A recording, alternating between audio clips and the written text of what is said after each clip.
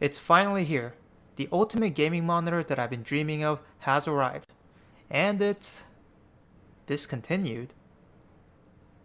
Huh.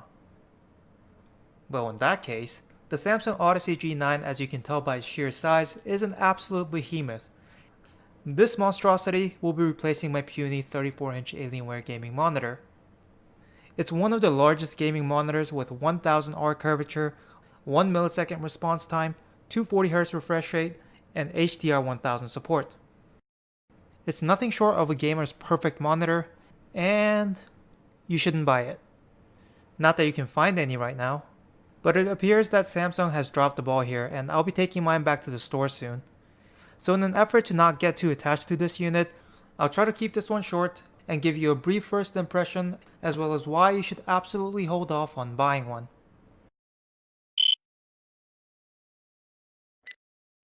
I'm gonna start off with the bad news.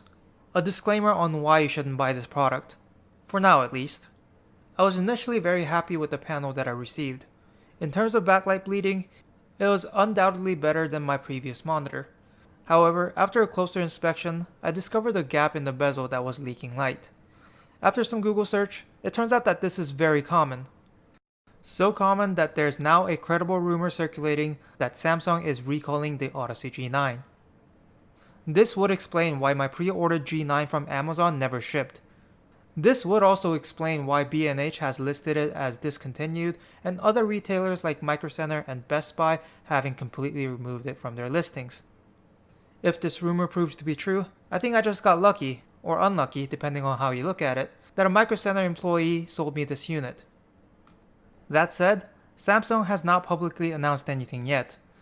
This was tweeted by Samsung on July 15th, but Micro Center pulled it from their listing the day after, so only time will tell if the rumor holds true.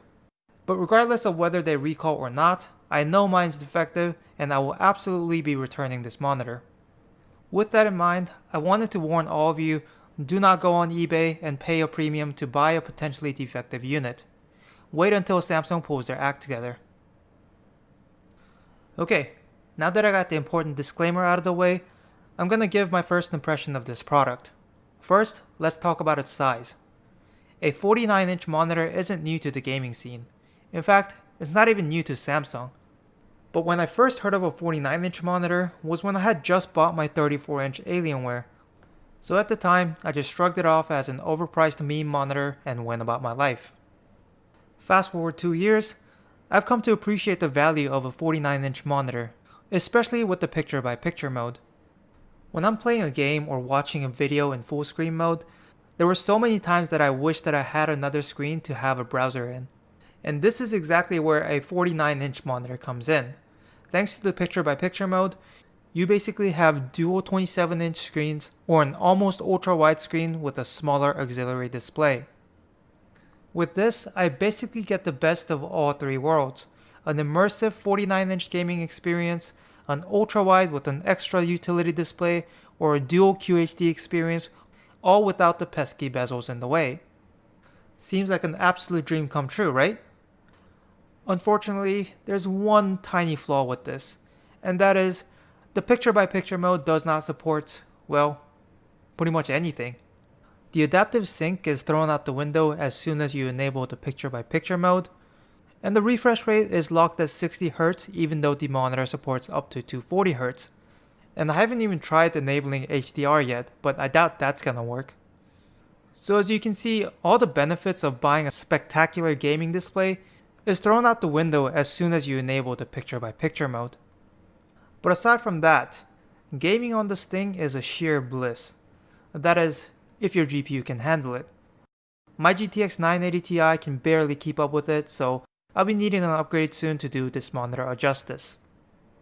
One feature that distinguishes it from all other 49-inch monitors is the 1000R curvature.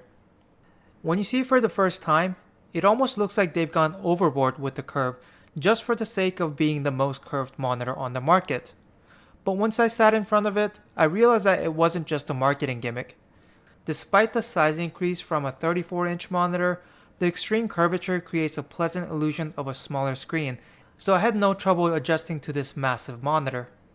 But one downside is, once you move away from the focal point of the curve, the color looks pretty washed out. Its performance is about what you would expect from a high-end gaming monitor. 1 millisecond response time and 240Hz refresh rate are nothing revolutionary in today's standard, but in the dual QHD category, it's the current undisputed king. On top of that, its HDR 1000 support just adds a cherry on top. The back of this monitor also got some love from Samsung. Its beautiful white gloss finish adds a nice futuristic feel to it, and the cable management channel is built into the stand so the cables become virtually invisible. Oh, and the infinity core lighting, which is totally not ripped off from Iron Man, that's pretty cool too, I guess.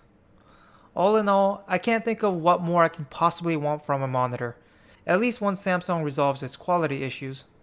The only reason I can think of upgrading is if they somehow figure out how to make picture-by-picture mode more gamer-friendly. Or perhaps they'll come out with an OLED version of this monitor, who knows. Anyways, that about covers everything I've got so far on this product. I'm keeping this one short since I mostly wanted to get that information out about the possible recall. Oh, and I'm going to be holding on to this monitor throughout the return period, totally not because I've already sold my old monitor like a genius. Meanwhile, feel free to ask me questions and I'll try to answer them the best I can, and also keep an eye out for a more in-depth follow-up review once I find a more permanent replacement. Thank you all for watching and see you in the next one.